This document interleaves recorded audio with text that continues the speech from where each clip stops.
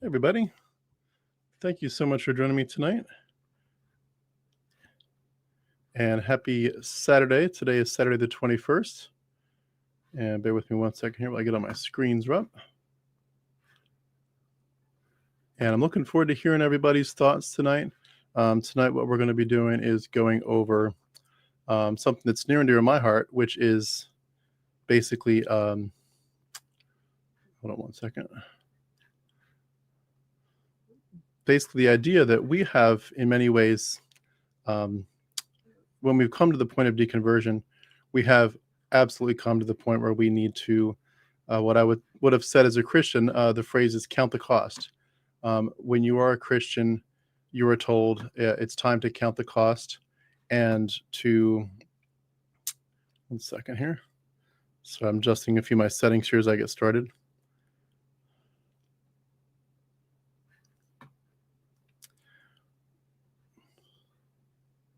But we've been told to count the cost. We've been told very much to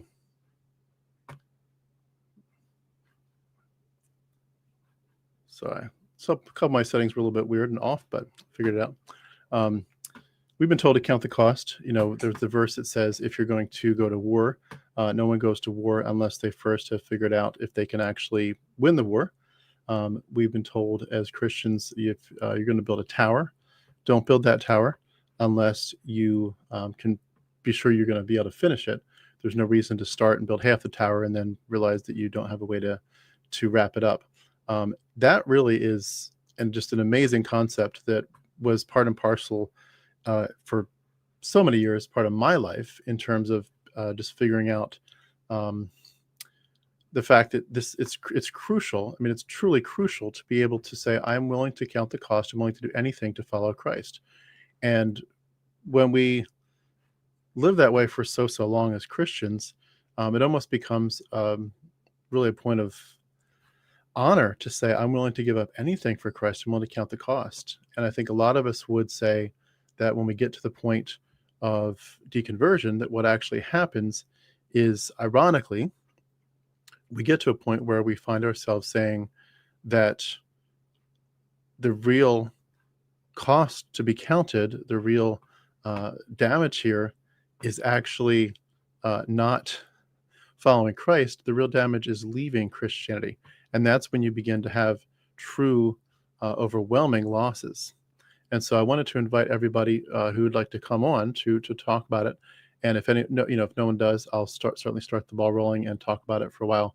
But it is truly staggering to me, the stories that I hear of people who talk about the things that they have had to go through, the things that they have endured for the sake, for the reality of the loss of their faith, and the things that the way that they're treated, for example, and just the reality that many relationships, it just hurts too much for the Christians to continue to endure you in the same way once you leave, because they thought you're going to stay forever, and then you don't. And so what happens is that you end up sacrificing, and you have, in many ways, some people have to keep it quiet for a while because they can see the writing on the wall.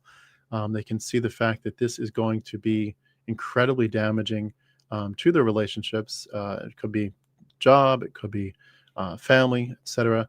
But whatever the damage is, whatever the cost is, they see pretty quickly that if they don't stay quiet, if they don't keep it under the radar, that they are in fact very much going to pay a very dear price for it. It's incredibly painful. I remember one of the first, and by the way, I'm going to put the link here for anyone that wants to join us. So bear with me here. One second. So that link is for, that just popped in the chat. That link is for StreamYard, and if anybody wants to jump in, feel free. I'll just chat and share my own thoughts till we get any takers. But basically, just wanted to sort of go over my thoughts. In the meantime, one of the first interviews I did pretty early on was a gentleman over in New Zealand who was a former Jehovah's Witness.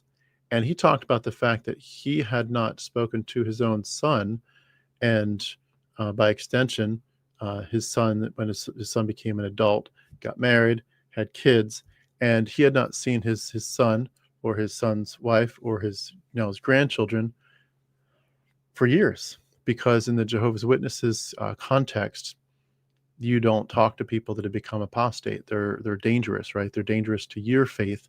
So the way you protect your faith is by staying away from those who have strayed. And I would say that for Jehovah's Witnesses, it's extreme. But even for those of us in the Christian world, it really does get to a point pretty quickly where you realize that what you thought of as perhaps the expected response is not at all what's actually going to happen. And what I mean by that is you would expect that if they believe that the way that they win you to Christ, not that they could, if you've truly deconverted, I know it's mythology. Like, what do you might as well reconvert me to Santa Claus or to Dionysius. It's like I can't convert to mythology. I know, I see through it. Your hero walks on water. Your hero turns water into wine. Your hero, there's earthquakes at his death. Your hero dies and rises again. We've seen these motifs already for hundreds upon hundreds of years, even thousands of years before Christ. These motifs keep on coming back over and over and over in all these mystery cults, and you couldn't come back. But despite the fact that you couldn't come back, in their minds they think you can, and therefore in that context, in their mind, you would think that they're going to do everything they can to love you back. They talk about the unbeliever will know that they are Christians by their love. And there's verses that talk about, like, if one person has married someone and that person's an unbeliever, and there's that opposition of worldviews there within marriage, it says don't divorce them, stay there and win that unbelieving partner with your good behavior. And so you'd expect them to be doing everything they can to just love on you and say, hey, the door is open, we care about you. And instead, what happens, as many of you well know, and unfortunately, painfully, what happens is that they write you off. And there's verses where Paul talks about handing people over to the devil. And I think that's probably in a slightly different context, but that's effectively how it feels like. It feels like they've basically turned you over to the devil, and they have basically said that you, the unbelieving person, are dangerous to them, dangerous to the community. It's funny when you look at the way they treat people. If you're just like a seeker, you're coming into the church, you're not a Christian, you don't really belong in that sense to the community yet, you're already kind of an apostate, you're already kind of a heretic because you haven't placed your faith in Christ. You're already in a bad spot with the belief system. You're already condemned. You're already on the outside. You're not one of them. And you could go in that context for a long time, and they would likely put up with you for quite some time because they're trying to get you in the door. They want you to be a member of their community.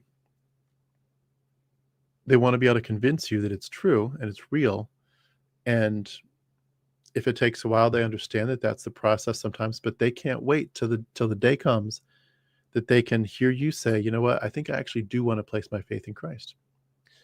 And when you do that, by the way, the link I've put there for anyone that wants to join us on the live stream, feel free.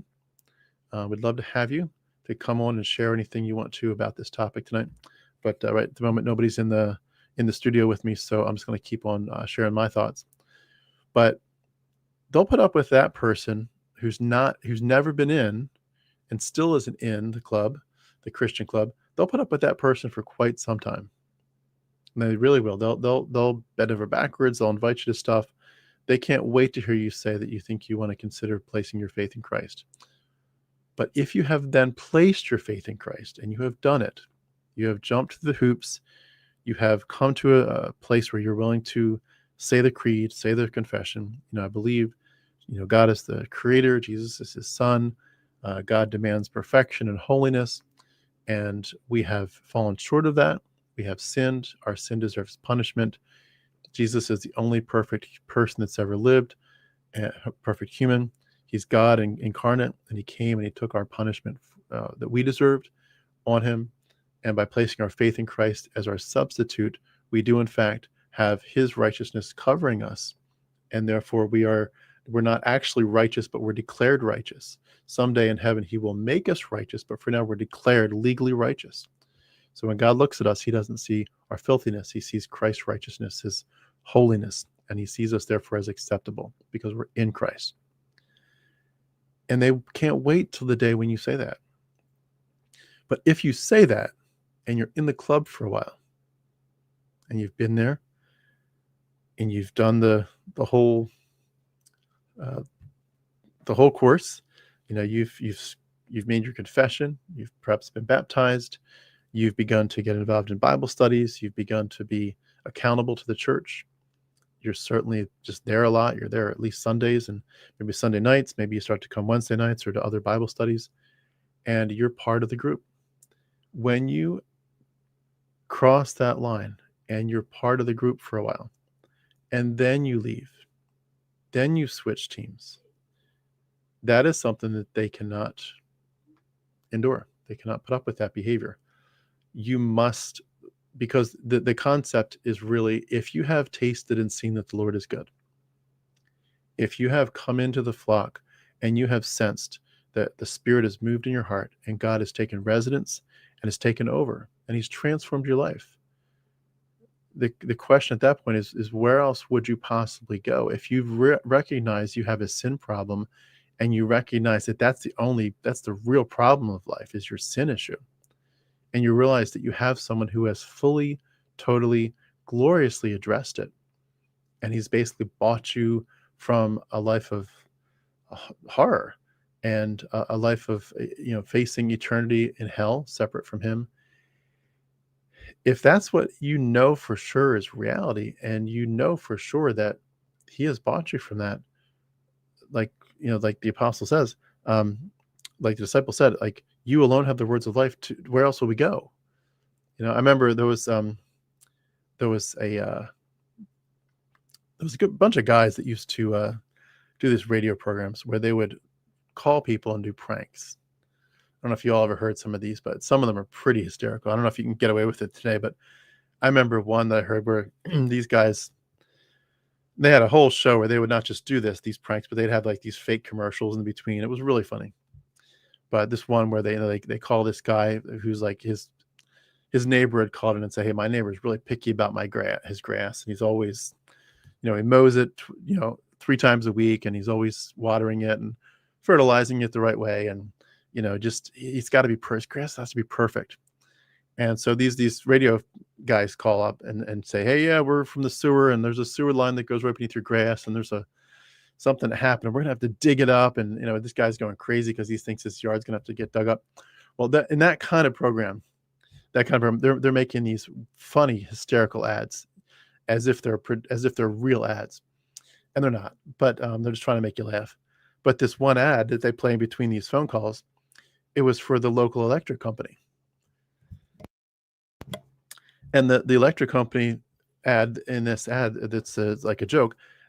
The ad goes on and on about how wonderfully the electric company is. We're this and we're that, and our customer service is available 24 hours a day, and we're always there for you. They just pile it up, and then they, at the very end, the last thing that they say, which is like the clincher to get you to laughing, is like, but in addition to all the things we've said, we're also the only electric company in town. So where else are you gonna go? Like, there is no one else. Like, this ad is irrelevant because if you don't pick us as your electric company, there is no other electric company. And that's basically what Christianity, that's how they see themselves. Like, we're the only game in town, the only real game in town. Everyone else is fake and demonic. And so at that point, when you get to a point where they see you as having accepted the truth that this is all real, and then you say, actually, you know what? I was mistaken. It's not real. Because they believe they're the only game in town, they're existentially in a crisis. And even though you would expect them to love, and I see some comments, I want to read them in a minute here. But just to finish this one quick thought, because they believe that they're the only real game in town, and you have basically said, no, you're not. You're emphatically not the only game in town. I mean, it's kind of like dealing with a narcissist. If you were just, picturesquely, sort of, I'm trying to come up with some good ideas, but if you were dating somebody who said, look, I'm the only one who will ever love you. No one else will ever care about you. You're effectively unlovable, but I'm going to, out of the graciousness and kindness of my heart, I'm going to love you. I'm going to pick you and we'll make this a beautiful relationship. And you're maybe at that point in your life desperate for attention and affection and approval and a relationship. And so you're like, well, I mean, yeah, you're kind of right. I have been rejected a lot. Maybe I'm unlovable. Thank you for loving me. Thank you so much. And they play that card up for a while and you think this is so special and they're willing to accept you with all your flaws. And then, you sort of get exposed to how narcissism works. And you get exposed to other people's talking about their relationships and past, present, and so forth. And you begin to realize this isn't actually healthy for him to tell me that no one else would love me. And this isn't healthy for him to tell me all this stuff, that he's the only one that, if you don't stick with me, no one will ever, you'll never have love again. And so you kind of wake up and you realize it. And as you're waking up, they're going to basically reiterate the same things they've been trying to already say somewhat quietly, but they're going to start to kind of scream it in your face. Like, if you don't stay, blah, blah, blah, your life is over. No one else will love you. And you realize if you've got enough, support and enough power, enough autonomy at that point, you've got enough means to say, thank you for sharing your opinion, but I emphatically disagree, and I'm moving on. This is it. And that's going to make them rage, of course. They're going to just rage. They can't stand that. And that's what Christians do to us. And I'm going to pick that up in a little bit, but I'm going to read a few comments here to get started. Hey, Noelle is in the building. Noelle, thank you so much for joining us. Noelle, by the way, for anyone that didn't join us last night, Noelle joined the live stream and shared a few parts of her story, as well as some great insights. So if you didn't get a chance to watch that live stream, please do when you can. It was great. You just go to my YouTube channel, and not the video section, but the live section, and you just look for the most recent ones. But thank you, Noelle, for being a part of our community. It means the world to us. It really does. And really, really appreciate you. And Noelle says, hey, Tim, I'm here for the moment. I feel like I sacrificed so much during the process of escaping Christianity. However, I've been thinking a lot about sacrificing the crutch Christianity provides. Crutch meaning relying on an invisible God, belief that a higher power is helping me in my life, and hope that when I die, I'll get to go to heaven and see my loved ones again. Sacrificing the crutch means standing up alone, which is absolutely terrifying. Thus, humankind invented religion. Yeah, that's a great way to put it. I love it. And very, very to the point, succinct. We are all guilty of being told you need this, to the point that it becomes our crutch. The fear factor of what if you can't get to the afterlife? What if you can't see your loved ones? What if you end up in a torturous place? All this stuff, you have to have it. This is the narcissism. You have to have it. If you don't accept this love, then there's no one else that's going to love you or love you right or love you like God could. And the outcome is just going to be so bad. So great point. We were all stuck in a crutch. And in many ways, that's part of what I think gets a lot of us, is that we can't imagine for so long. Like we're so addicted to the narcissist perspective that Christianity has, that we really do find ourselves like a deer in the headlights, frozen, trying our best to figure out some way, somehow, to get back to square one. And we realized that we already had it in life. They manipulated our minds and manipulated our innocence and our childhood, and stole our ability to rely on ourselves. We can rely on ourselves for our life. We are the captain of our souls. And there is no, you couldn't have Jesus if you wanted him. You could crave that relationship and you're still not going to get it, Anyway, let me move on to another comment here, but it looks like we got someone as well that's in the back studio. So I'll bring them on in 1 second. And the comment here, though, psychology says, hi, it's 1:15 a.m. here in Germany. Wow. Thank you so much for joining us in the middle of the night. I'm sorry. I hope you can, disconnect as soon as you can. Hopefully we don't put you to sleep for the bad reasons, but hopefully for the good reasons, and you get back to sleep soon. But saying, I can't sleep. I hope you're doing good. Thank you so much. And I hope some of the things that we share in these live streams, especially the ones at night, I hope they are an encouragement to you on some level. But I'm going to bring on our first guest here for the video, and we'll get started with that. Hey, how you doing? Can you hear me okay? Your audio is on mute or something like that. I can't hear you yet. Do you mind seeing if you can adjust that? Oh, thank you, psychology. Appreciate that very much. My voice is okay in the afternoons and evenings. The mornings, it's a mess. So I drink I'm going to be doing more morning ones. So I'm going to be doing a lot of hot tea, but I've got still got my green tea for tonight. So the looks like we have a little technical difficulties here. Uh, see, Duck, former Catholic Nathan. Do you have any way to adjust that for your volume? I can see you talk, but I can't hear you yet. Take your time. There's no problem. We're good. No rush. There's no one else waiting, so don't feel any pressure. I'm just going to keep talking for a minute while Nathan works on his adjustments. When we do these shows, one of the biggest things I think that we're going to find is that the healing is going to come by not talking around the topic, but getting right to it. We really are in a spot in our lives where we've been through so much. It's time to call things like they are. It's time to say this is what we've been through, and they have been abusive. They have been horrible to us. And it doesn't mean that we hate them. It doesn't mean that we're out there saying, goodness gracious, you guys are just like, I don't want to ever talk to you again. We, in many ways, end up more gracious than them. We sort of invite them and beg them, please come back to the table. Please come back. Some of us are probably willing to be more gracious than we ever were as Christians. And David Ames, who I've interviewed a long time ago, he used to do podcasts. He's taken a break for a bit. But David Ames talks a lot about secular grace. And many of us have been so gracious, saying, look, we can agree to disagree, but I still love you. But they can't do it. And therefore the sacrifice comes in. And either they sacrifice you or you have to walk away. I do think that one of the things that in that context we should probably touch on, that some of you have felt far too painfully, is that the immediate family relationships are often going to suffer. Meaning either your parents will write you off, or your spouse will write you off, or probably less frequently, but still possibly your kids will write you off. Your siblings might write you off. I mean, your blood family, you're not your church family.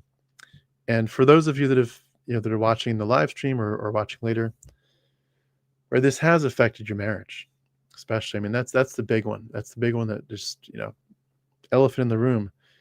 You perhaps had a marriage that was maybe not perfect, but it was workable. It was good. You had good times. And there was certainly a sense that you were on the same page, perhaps going to the same church, certainly aware that, your marriage is there at its core to glorify God.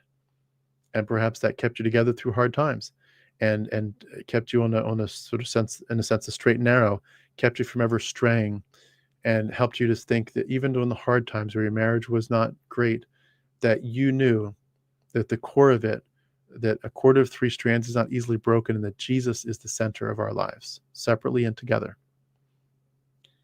And then when you say he's mythology, and they say, no, he's not. He's very real. And they say he's absolutely necessary for marriage to be strong.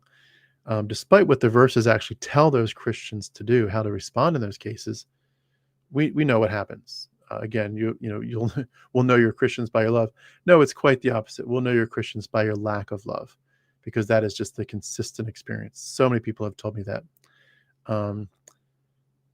Real quick aside, Nathan, I know you dropped out voluntarily there. I'm sorry it didn't work out. If you have a way to fix that audio, please feel free to jump back in. If it works tonight, great. I'm going to take a seat here. If it works out, great. If not, we're doing more soon. Oh, we do have him back. Okay. Let's see. See, we've got just the audio, so I'll give him a minute to get his video going, and then we'll have him join in 1 second. But losing your marriage over this is such a hard feeling, because you are basically saying to yourself, I am becoming the best version of myself that's ever existed. The most educated, the most philosophically well versed, the most real with the data, the most real with what it means to say, I can't accept abuse from a God character or a church institution. You're becoming the best version of yourself. And when you become the best version of yourself, you're hoping, whether you say it or not, you're hoping on the deepest level that there'll be some level of applause from the world to say, wow, you've been through the ringer. You crawled through the muck and the mire and the mud and the blood, and you're pulling yourself out of such a horrible thing. And like, wow, like just applause. What you've been through, I can't even imagine. And you're hoping that this person who's committed their life to you, that they're going to be like, at least, even if they don't agree with you, somewhat aware that this is a hard thing for you, and that you have gone through the ringer to get to this point, and that you're torn up inside because you've lost something that you held precious for 30 years. And instead of them giving you any sense of like respect or just even a sense of like, look, I really don't respect your choice, but I certainly respect your autonomy. And I also understand, like, I'm willing to listen to your reasons. I understand why you think this isn't real. And if I was thinking the same way and I didn't have the answers that I think I have as a Christian that make sense to me, I would also be concerned about my faith. But I think I've got some good answers to your questions. I know you don't think they're good answers, but to me, as a Christian, they're good answers. But if I thought like you, yeah, I would be questioning things, and I can respect the fact that you feel like the answers right now don't add up. That's not where most of them go. Most of them are going to go to the point of saying, I'm going to write you off. I'm absolutely going to write you off. I'm going to read a few quick comments here, and then we're going to bring in Nathan one more time and see if things are working out better. So just Nathan, I'll bring you on in 1 minute. Noel again, I sacrificed my good reputation amongst family and old Christian friends. I've gotten used to hiding in the potato chip aisle at the grocery store. Hard stuff, really hard stuff. I have not had to like physically feel like I'm hiding in a sense, but I could understand what you're talking about, and it's hard. It's really hard because number one, it's hard because they're writing you off, and they should be willing to give you that grace and say, we understand that you feel differently, but we still love you. But it's also hard because it's so backwards. Like in a sense, we feel like we've sacrificed our good reputation for them, but like they've sacrificed their good reputation because they're willing to defend a psychopath.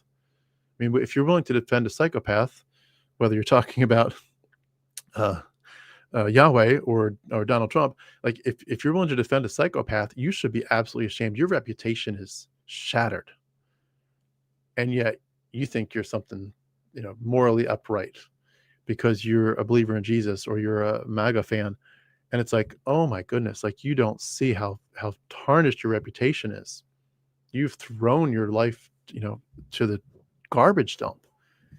You have no reputation. And so it's weird. It's like they hate us for leaving Christianity, but they're actually the ones that are so entrenched in the garbage. It's so weird. It's so weird. I'm going to try Nathan. Nathan is on in just audio form only. So we're going to just check real quick with Nathan, and we may give him some more time. He may still be working on it, and that's perfectly fine. I know these things are, sometimes it seems like it should be straightforward and it just doesn't work out, but we'll try it one more time here. Nathan, I've got you here just on audio only at the moment. Can you hear me okay? Yeah. Can you hear me now? I can hear you now. You're welcome to come back on video too if you want to, but your audio looks good or sounds good. Yeah, sure. Yeah, that works. Awesome. Well, thank you so much for joining us. And if you could tell us where you're coming from in terms of your location, and then tell us a little bit about your religious background, and then tell us what you had to sacrifice when you escaped Christianity. Yeah, I'm in Arizona, and I was a Catholic school kid. Yeah, so I went to Catholic school. It was a good choice. It was sort of like a family choice. My parents were like in a good way involved in the Catholic Church. My mom worked for the church. She ended up going to a Jesuit school and got a degree in theology at USF in San Francisco, California. But yeah, I went from 6th grade to sophomore year. I was in Catholic school. And yeah, I deconverted about that time, about junior, senior year. By the time I was in college, I was like fully out of religion, but very much involved when I was younger in the church, uh, church events, and, going to mass on Sundays, that kind of stuff. Well, so you were all in. What just out of curiosity, what got you to the point where it sort of made you what made you question the worldview as a whole? Yeah, I mean, I wouldn't say I was a follower, right? I always had been a critical thinker and kind of thought for myself, but I wasn't really that proactive. I wasn't that proactive about going out too far to like do my own sort of research on stuff. But my friends started one of my friends got a little bit into apologetics. He was an evangelical Christian, Bible Christian. He went to one of those like hot churches, and so I went there a few times, and it was really I'm sorry, it was really weird. It was really weird to do that. You're allowed to curse my channel. Feel free. Yeah, it was really fucking weird.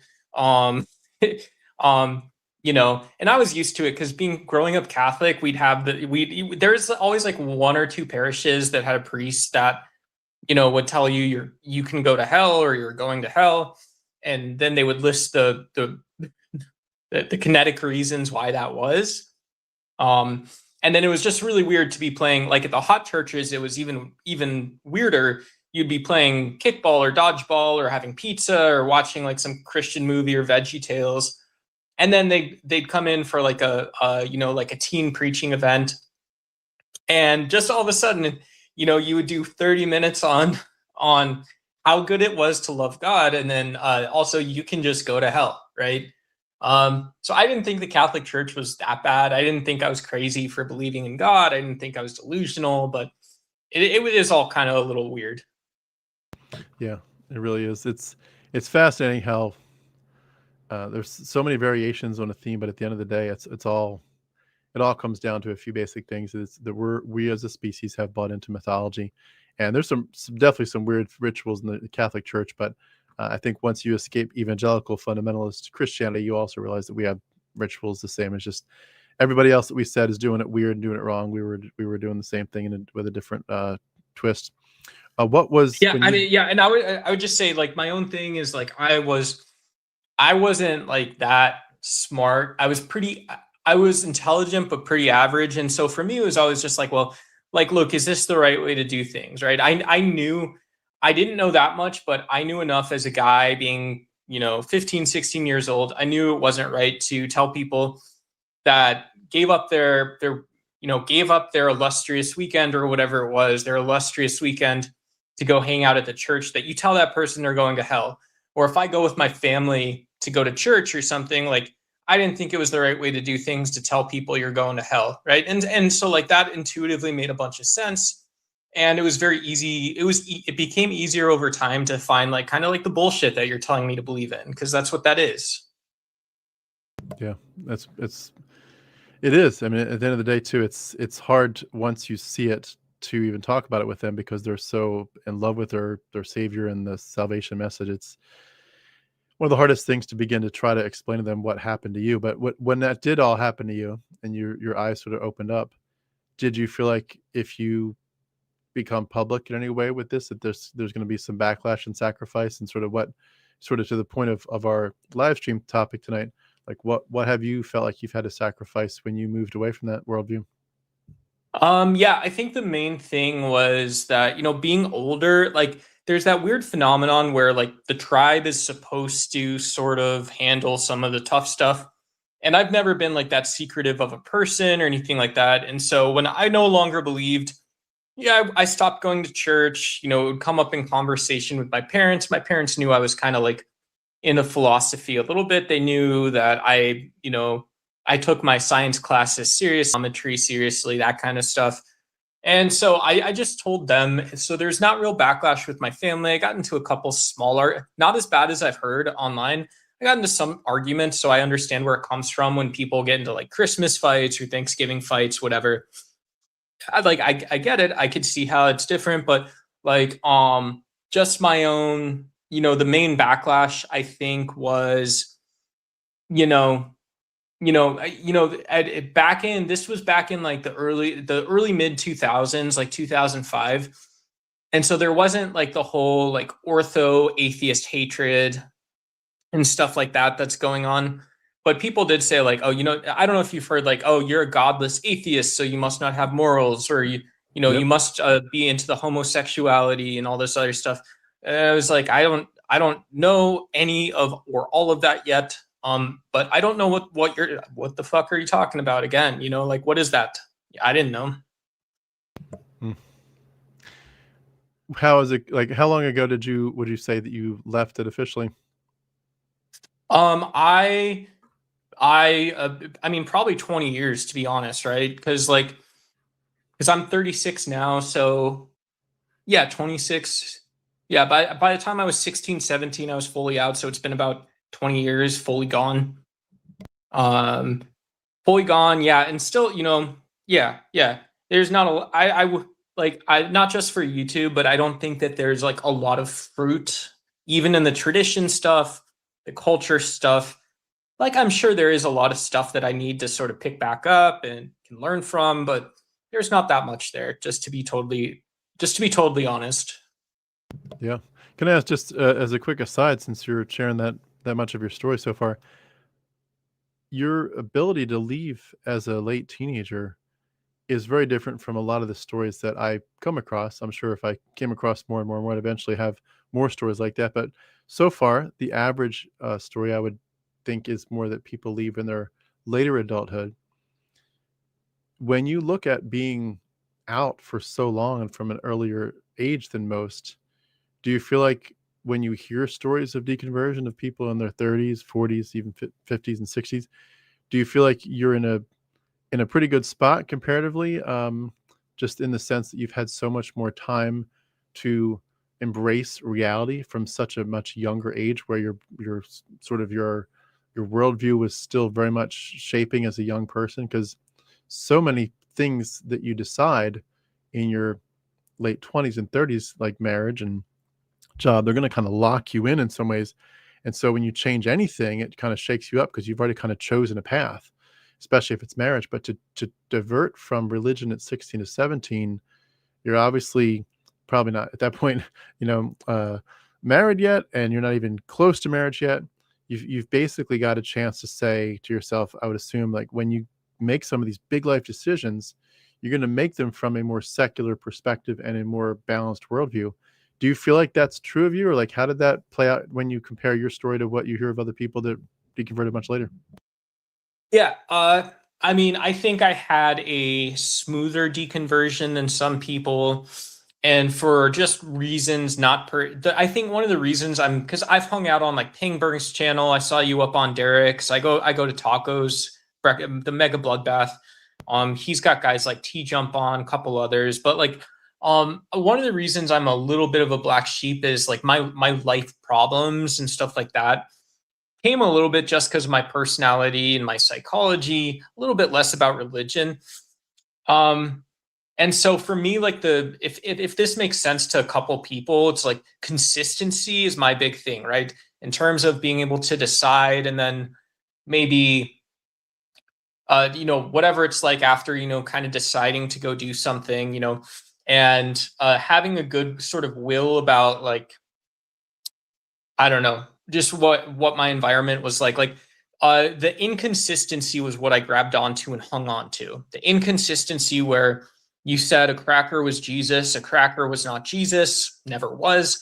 You told me that I had to. You didn't tell me there was a virgin birth. You told me I had to believe that, and that's never happened once in human history. And then you told me that a place like hell exists next to this all-loving being, and so I have built on that. What's maybe I've done is I've tried to build a little bit on the logical consistencies, but also a little bit like it's just the BS test, right? I'm kind of like a girly, kind of a girly boy, a little bit like that, where like I have this one small part of me that really wants to like do those types of things, like decide and break free and like, like have an impactful life. But a big part of it is also just like, well, if you lie to me and something, like I'm not some kind of like lie breaking down hero, but I will, like, I don't know how to answer it, to be honest. Yeah, no, it's good. I appreciate that. I know sometimes it's hard when you're trying to squeeze your answer into just a few minutes as opposed to doing like a full interview. And by the way, if you do ever want to do a full interview, feel free to add me on Facebook and reach out, and we can talk about it and get you set up for one. But that, by the way, goes for anybody. If you have deconverted and you'd say you were a believer and you've landed in atheism or agnosticism, my Facebook handle is at Harmonic Tim, all one word, Harmonic Tim. So add me as a friend there and remind me that we touched base, or at least that you knew about my invitations to do interviews, and just let me know. And that applies certainly to you, Nathan, but anyone else in the live stream. In terms of just sort of wrapping it up, can I ask you a last question here? How would you say the healing has gone, and do you feel like because you deconverted earlier that the healing was a lot easier probably, or do you feel like there's still a lot of things that, sort of get you someday, whether you're talking about just the things that got indoctrinated into you, or at least they attempted to, and or the pain of people, not being as kind to you because you don't subscribe to their worldview? Like, how has the healing gone, and do you feel like you're at this point pretty good, or where do you land? Yeah. So I think it's been good, right? Okay, so here's what really, like, a more mature view of what really messed me up is the Catholic Church is a lot more mechanistic than people give it credit for, right? This is a trait of Catholic Christianity, where it's like once you sin, then you have to go to confession because you sinned. Or if you do these sins, you're gonna go to hell because that's what those sins are. But like even everyday stuff, right? Because the church said this is true, then you have to say it's true as well. And so those like really small gears and stuff, they seem like almost useful, right? Because like I'm like, not to virtue signal, but I'm a vegan now. I did vegetarian a little in high school. I ate a bunch of meat later, but like those gears are helpful because for being a sane person in a society, I could say, well, I did the vegetarian thing and now I like pizzas and hot dogs, so I'm gonna eat pizza and hot dogs, and it's not that big of a deal, right? That's like a reasonable cognitive gear. But the other side of that is like that's very deterministic, and it's not really how our irrational brains think, and it's also not how we reach like something we can reason around. And so I think that's maybe kind of what you're talking me through here too, is like that side of recovering from religion, where it's like, well, I probably still have a lot of that simplistic thinking as a result of religion, but not just the simplistic thinking. It's like, yeah, it's now been 20 years of my life. It's been the last 5 years of my life. It's been, these time periods and whatever. So I think I'm doing okay, but like that, like even stuff that to see the stuff that I'm good at is still like worth talking about online, or it's, if it helps someone, like, it's just like, well, this is the product of fucking lying to people. This is what you get when you lie to people. Yeah, well said. Yeah, and especially when you lie to children and psychologically manipulate them before they have any chance of being able to see through the claims, and have bring skepticism that will come much later in life. But you cut them off before they can even get to that point. So I think you're right on target.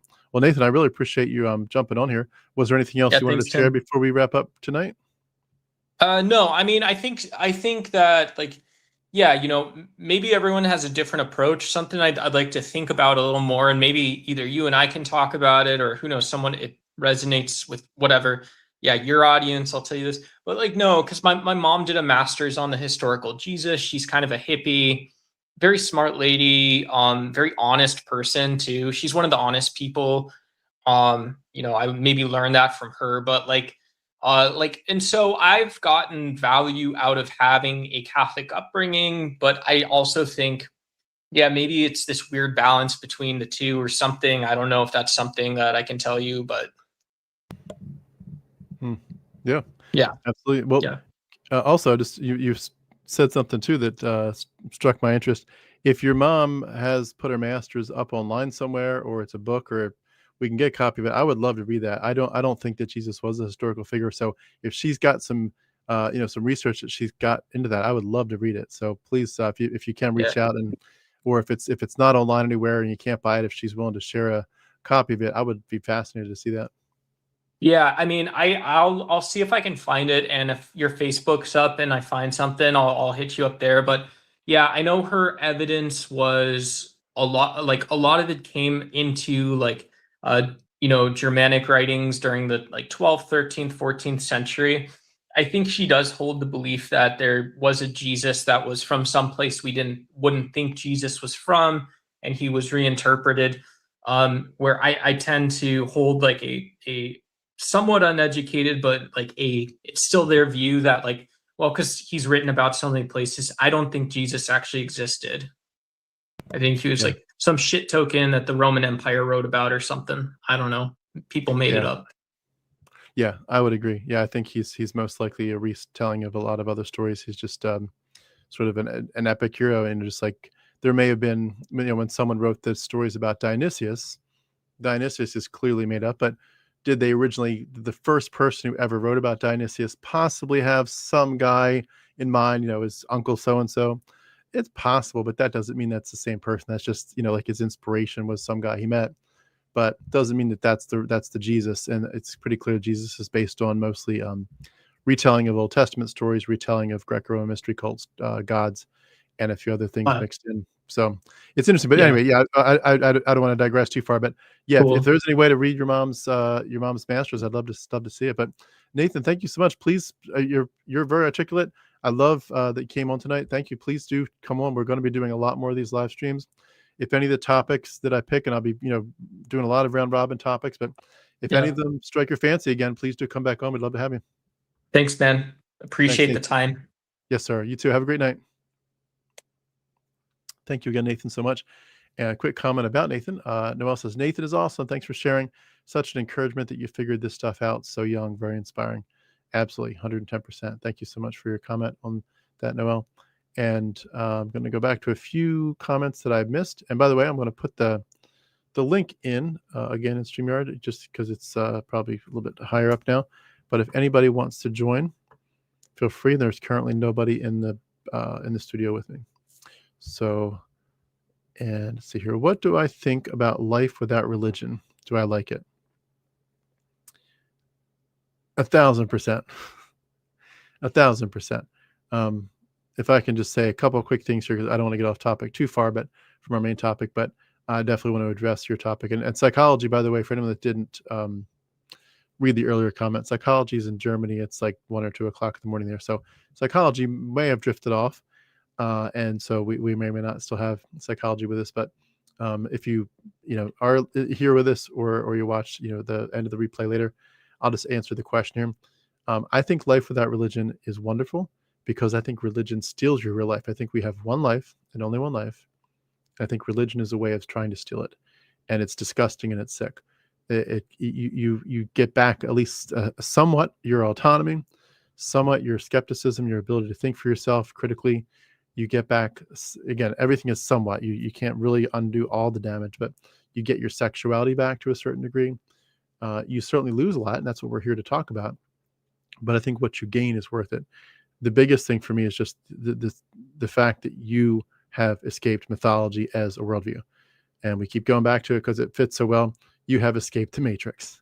Imagine that the Matrix was truly just a computer program. It has nothing to do with reality. It's just a computer program that you are in, and if you think it's real, you are just utterly mistaken.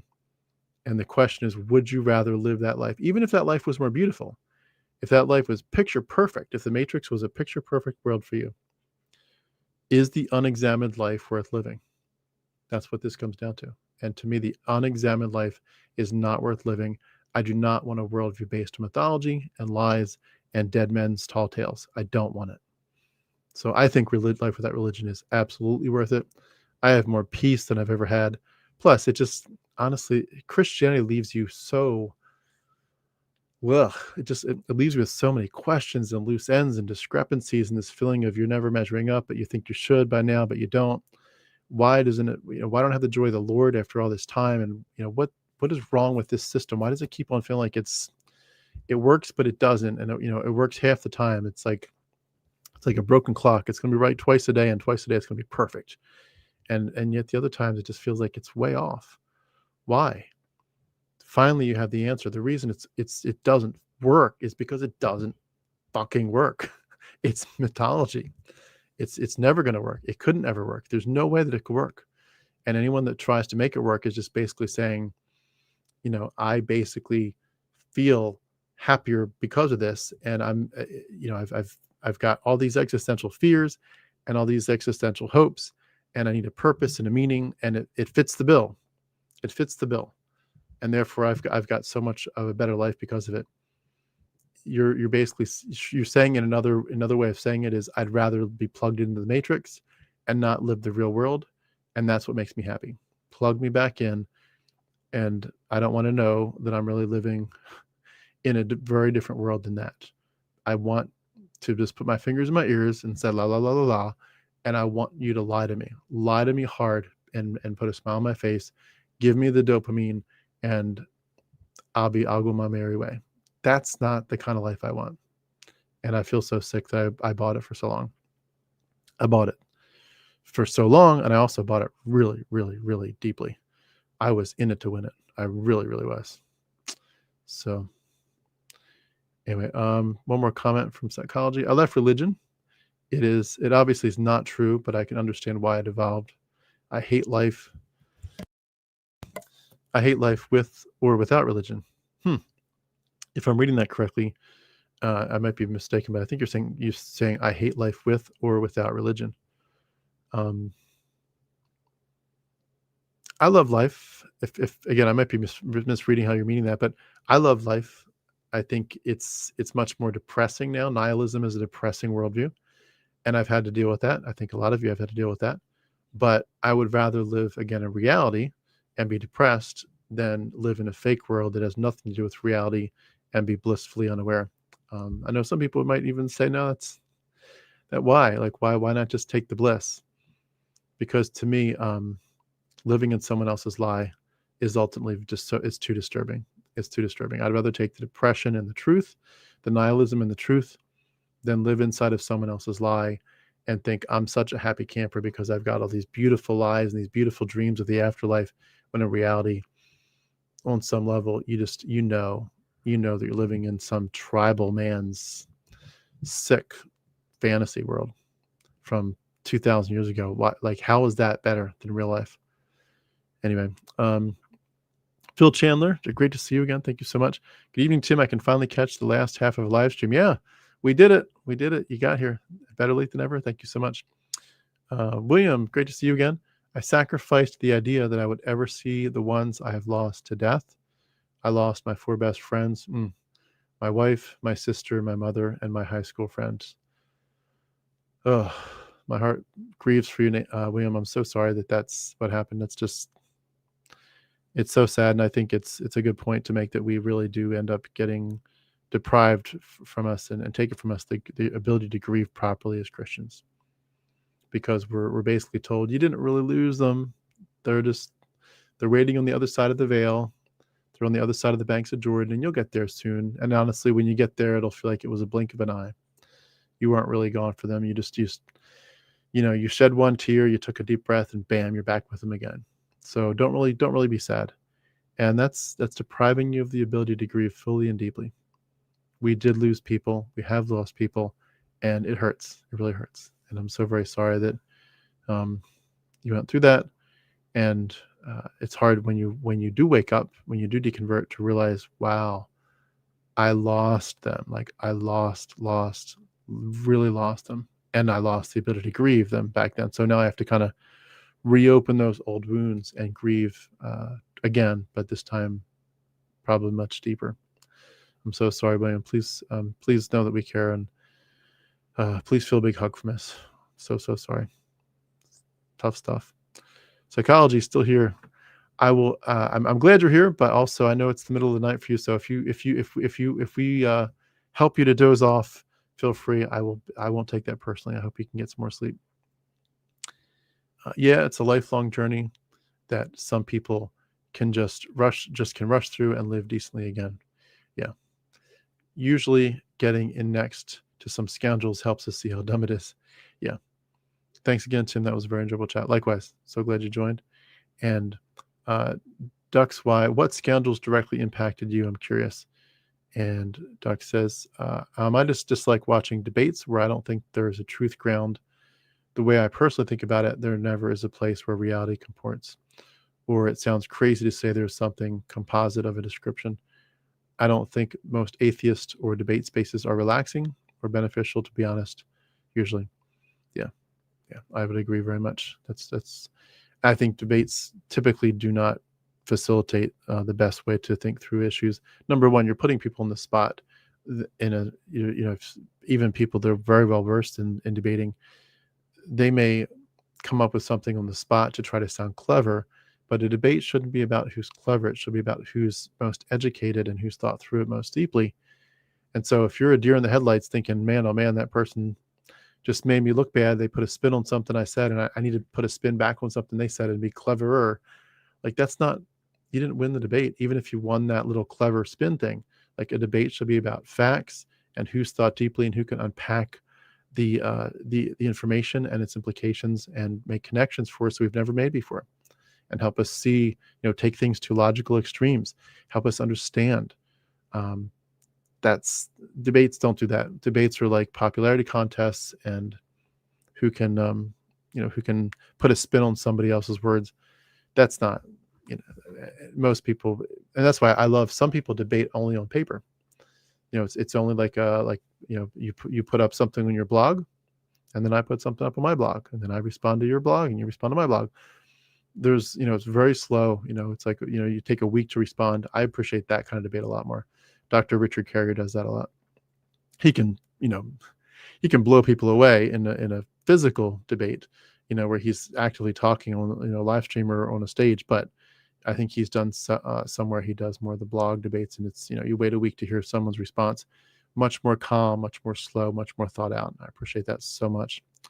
Psychology, thanks for your honest answers to my questions. Appreciate it. Yeah, absolutely. Thank you for your questions and your comments as well. Ducks, why I see you. People review arguments once. It's featherlight lifts BS. Yeah, for sure. Well, we've got a little bit of time left. If anybody wants to jump in, I'm going to put the link in one more time. The topic for today is simply, what did you feel like you had to sacrifice? And maybe it's not over yet, but what did you, or are you sacrificing when you escaped Christianity? What were the things that you felt like, gosh, I can see now, if I make a public profession of non-faith, if I make it clear to people that this is what's going to happen, then where I'm going to go with this discussion about my belief or non-belief in Christianity, like where's it going to go? What dominoes are going to fall? And that's hard. So anyone that wants to jump in, feel free. Let's see here. Resist up. Didn't know you were this cool. Haha. Yep. And I'm going to come back to Noel's in 1 second. So appreciate your channel. Wishing I could do more to support it. Thank you so much. And on that note, if anyone does feel like they can support me, all the links are beneath this video. You can do it immediately through YouTube super chats or gifts to the channel, but YouTube does hold the money for like 6+ weeks. The other ways to support me come through either immediately or within a day or two. So whatever works best for you, but I appreciate so much your willingness to support me. And also, one way people can support this, even if they can't do anything financially, is just to, come when you can, watch when you can, or watch a replay, and then, encourage other people to watch them when you get a chance, if you're in a group somewhere or something like that. And I'm going to read Williams, and then I'll come back to Noel's. When I was a Christian, I believed completely that God would change my sexuality to hetero. I couldn't even face the idea that I am gay, so I did sacrifice the lie that God would change me. Yeah, and boy, what an incredibly complicated, messy lie that they try to put on, the people that aren't going to fit in their little box. It's just, and not just sexuality, but a lot of things, but especially that one.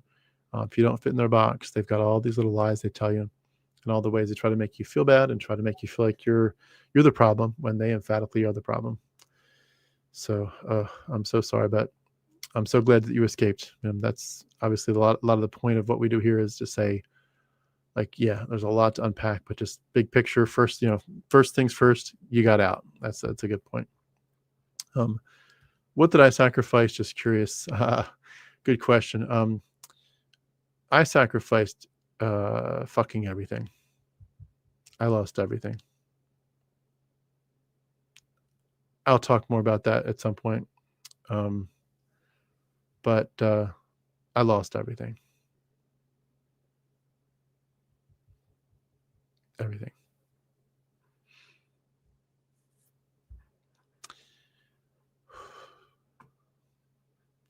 Duck says, William Kinney, but God sure fit the gay stuff into the Bible. It's basically they have people never do exegesis. Yeah. It's amazing that when you look at the Bible and all the stuff that's in there. Plus, honestly, there's just so much of it is convoluted between what's actually the actual text as well as the translations, the issues from the old other languages into English, all the different ways they've just tried to turn this into this one big crazy knot you can't even undo. Can you picture what people say and do for that reason, for that version of God?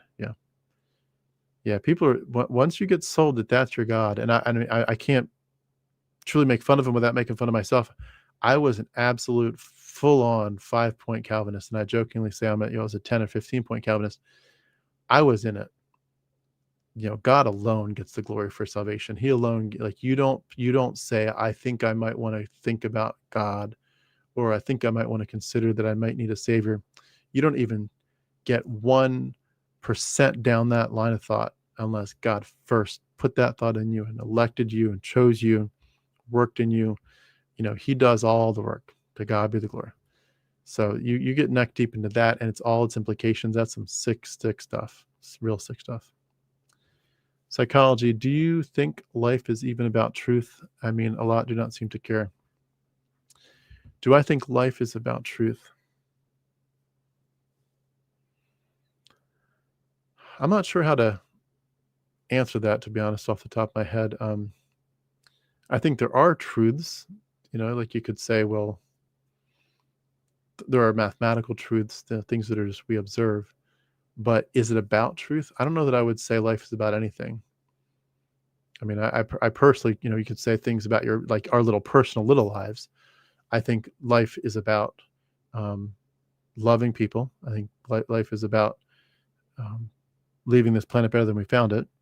I think life is about finding the things that make you dance for joy and doing them as much as you can and blessing people through it.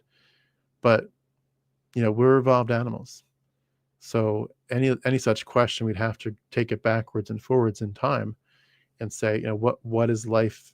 Is life about truth for a tiger? Is life about truth for was it about truth for the dinosaurs? No, it was about whether you could fill your belly up and reproduce.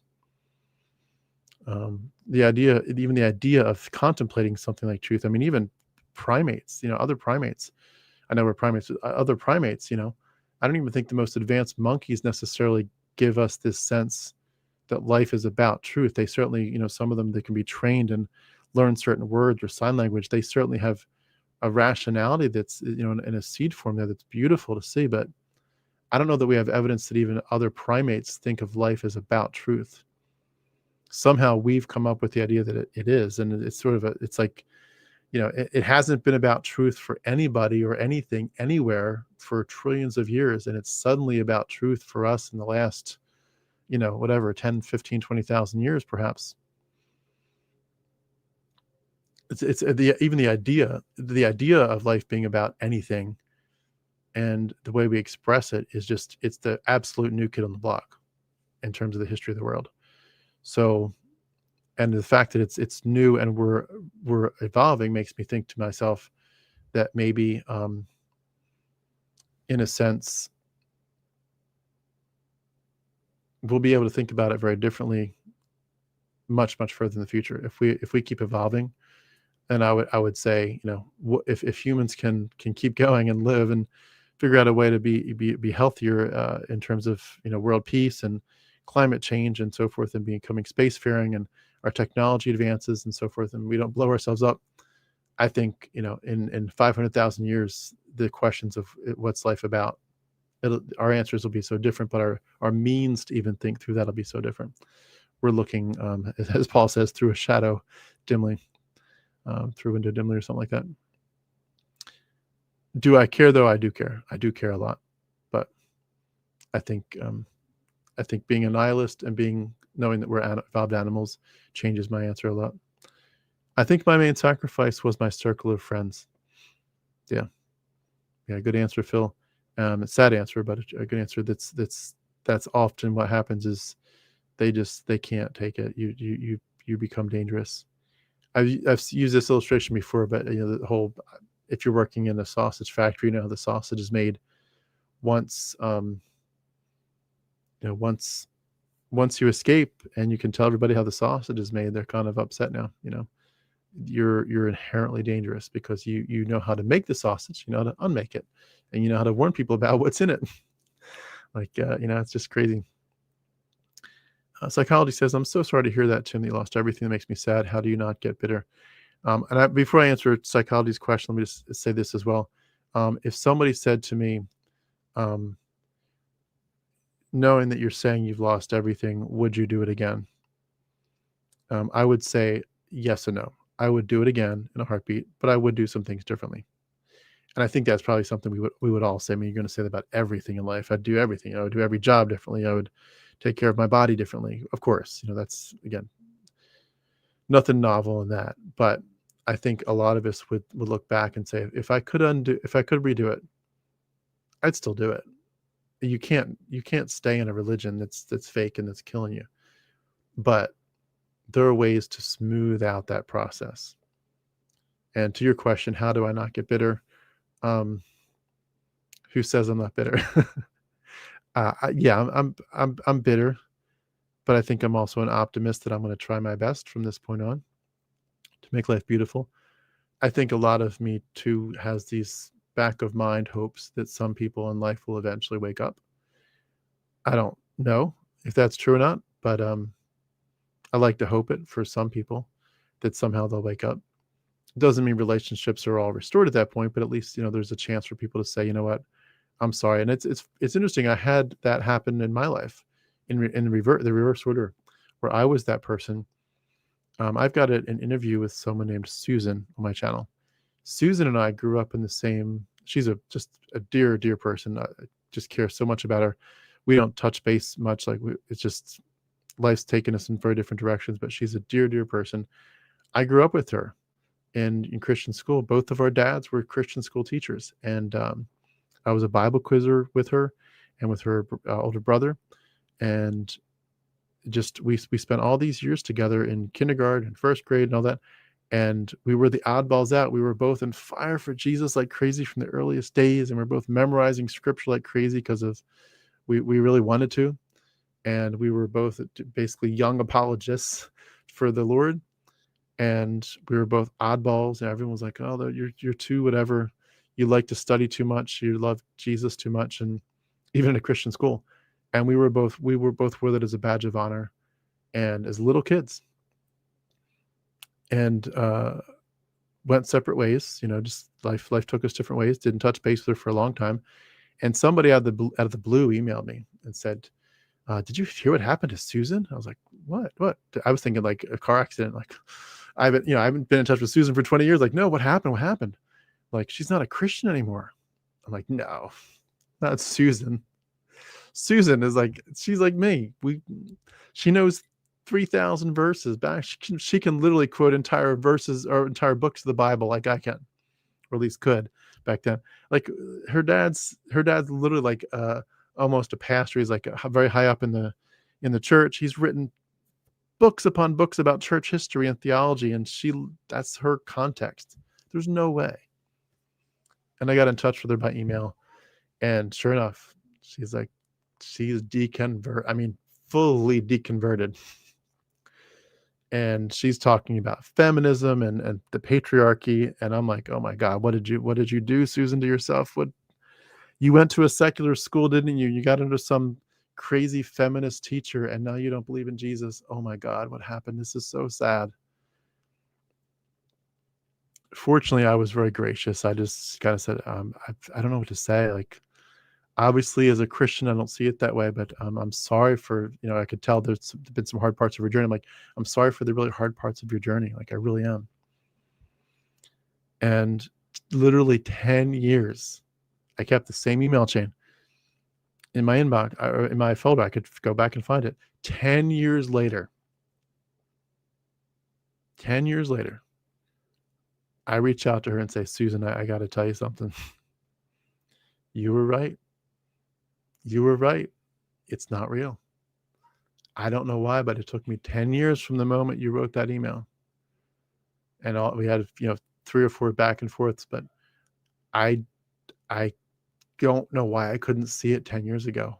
It took me 10 years from her very well said, articulate emails about this topic. And I never thought to dig deeper. Can you tell me more? Tell me more about what you've learned. I just immediately went to, what do I say to get her back saved? What do I say? The pressure's on. And what a fucking monster I was to not listen better and to say, Susan, tell me your journey. How's it gone? What are you thinking through? Where are you now? Can I just say, I still care. I care about you, even though you're not a Christian. I went to basically crickets. I went to silence with her because I was stunned at what happened and I didn't know what to say. And instead of trying to find something to say, I should have just said, I care about you anyway. We've been, we were the closest of friends in kindergarten, first grade, second grade, third grade, all that. Dearest of friends as teenagers, when we were Bible quizzing together, memorizing thousands of verses together and quizzing with the Mennonites there in Pennsylvania. And it's just, you're a dear friend. And instead I walked away and said, I don't know what to say. I'm sorry. And for all I know, she was in pain that whole time, not because of me, but because of just the life, her parents, I'm sure, kind of wrote her off because they were so neck deep into it. 10 years later, I come around and say, yeah, you were right. I was wrong. It's mythology. And so I do hold out hope that maybe some people will eventually get there. I wonder what it will take. Is it the political situation? Is it MAGA and Trump? I mean, you'd think that some of these people would have gotten out from MAGA and Trump, but they're just, it's like they've doubled down. But you just think maybe something will make up. Who knows? Anyway, moving on. They hold communities hostage. Keep it up. Thank you so much for your super chat. Resist Depression there with a $1.99 super chat. I really appreciate your support. Thank you so very much. That means the world to me. And anyone that's able to support the channel and what I'm doing, please do so. I'm very much in the need for people to support me. I'm going to be trying. I said this in other live streams, so I'll say it again here for anyone that's probably wasn't in those. I am aiming to work up very, very quickly to being doing 3 to 4 live streams a day. I'm going to be trying to hit people in different schedules. Some people can't do it in the evenings or the mornings better, whatever. We're going to try to hit that so much that eventually a lot of people see these live streams, both the monologues where I'm just talking and maybe reading your written comments, but also where you can join in and jump in for a few minutes if you want to. But I'm trying, and I need your support if possible. If you can't support me, financially, at least just watch the replay or whatever when you can, or show up live. And that means a lot. It means a lot for the algorithm. It means a lot for the watch hours. William says, you can decide what is most important to you, truth or comfort. Christianity offers comfort. Yeah. I am looking for what best conforms to reality, and it is not Christianity, not that I can see. Yeah, absolutely. Absolutely. And I think that's great. And I think, too, just as a quick sidebar to that, I think one of the things that Christianity and our deconversion from it sometimes steals from us is the ability to see that we can still have a spirituality. I don't use the word spirituality pretty much for my life, but I think there's a sense in which we all still make something that we call spiritual, something that elevates you, just makes you feel like life is beautiful. Pursuing beautiful things and creating beautiful things is important. Looking up at the stars at night, looking up at the moon. It's critical to be doing these things, looking at sunsets, going to the mountains, looking at a beach, meditating, just looking at the beauty of your children and thinking, my God, they're so amazing. And just reflecting on your life, journaling, whatever it is, creating poetry, writing a song, going to dance. Find ways to embrace beauty, to enjoy beauty, to perceive it, to appreciate it. And there are ways in which that becomes your spirituality. I've got an aunt out in Boulder, Colorado, who says, my church is going out to the Rocky Mountains and walking my dogs. That's my church. That's when I feel closest to God. She doesn't really believe in God, but that's when she feels closest to God. That's her church. Truth offers its own comfort that is not diluted. Yeah, exactly. Yeah, and in many ways, we're all self-deluded. Life has so many delusions. All we can do is try. We're looking, we take off some blinders and we realize later we still had more on, and we take those off and we realize we've got others. All we can do is try. But at least to say, I'm going to make the effort, and I really do, as Matt Dillahunty says, I want more true things and as few false things as possible. And eventually I think they add up to the point where you do start to let go of some of the lies and reshape yourself and your worldview filters. Great question and answer. Thank you so much. Really appreciate that. Yes, I have these hopes too. I don't see what love comes from the Bible. It's a fake form of love. Yeah, absolutely. Yeah, the idea that God loves you, but if you don't love him back, he'll burn you forever. It's just insane. That's not love. That's a mafia boss. My deconstruction is still super fresh.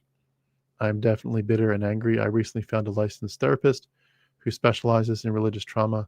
I have great hope that can help me. Yeah, very well said. Yeah, and a lot of us, whether you're in with a therapist directly or you're just trying to kind of absorb as many good thoughts as you can from the communities that we're all in, whatever we can do to stay healthy and to not, go down those rabbit holes of sadness too much, because there's some real grief to go through. And the biggest thing is just to feel like, number one, you're not going through it alone. Number two, there is a hope. There is a hope that this will get better. And for a lot of us in the darkest days, we lose sight of that. We feel like we're alone. We feel like it'll never get better. And both are not true. There are people that care, and it with the right help, we can get better. We can get to a point where we're like, you know what? I am healing from incredible religious trauma and from a life that was stolen from me, but I'm going to take one step at a time and eventually get solid enough that I can look at life and say, you know what? Life's going okay. It might not be perfect, might not be great, but it's okay. I'm okay with where I'm at now. And I'm healing. And I'm getting to the point where I'm quite happy with my healing process. And I know that as I continue on this journey, especially with help, I am going to be a better and better and better person. I'm going to be more and more grounded, and the storms of life aren't going to mean that much to me. And of course, Christian garbage is going to mean less and less to me in the process. Good luck, William. Religion is just one form of misinformation that maybe sounds worse, but how resilient and how much goodness there is always a part of just life outside of it. William says, I've lost a lot of friends and family, but I'm building new relationships. It's awesome. People shouldn't have to suffer their minds for the universe's inability to converse either. Yeah. Peace can be seen as unhealthy, but it just isn't always this way. Yeah, for sure. For anyone that's interested, in addition to watching Harmonic Atheist, I recommend Joseph Campbell's The Power of Myth series from the late 80s. She'll be on Amazon. Very helpful in my deconversion. Yeah, absolutely. Yeah, there's so many good guys from the past that have, men and women that have done great work, great work, in trying to help us to understand both the mythology specifically of Christianity, but also the generic power of myth, how this stuff, how we're sort of wired in a sense to get attracted to these epic stories and these archetypes. And when you realize, why are you attracted to the archetypes? It helps you again to say, yeah, I can see this is part of my worldview filter.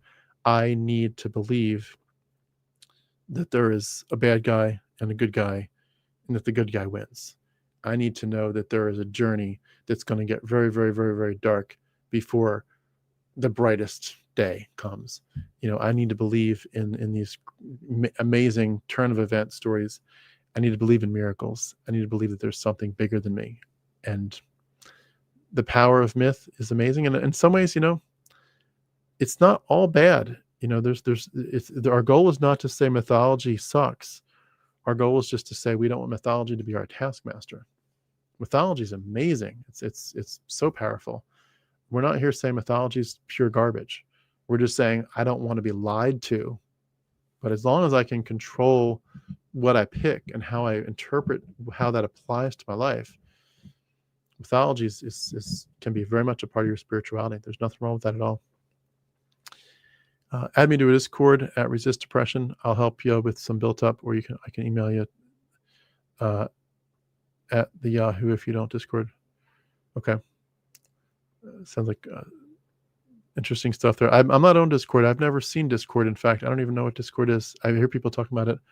I want so many things already. I feel like I don't know I feel like I want to get out of groups, not get in them. But it seems like Discord is like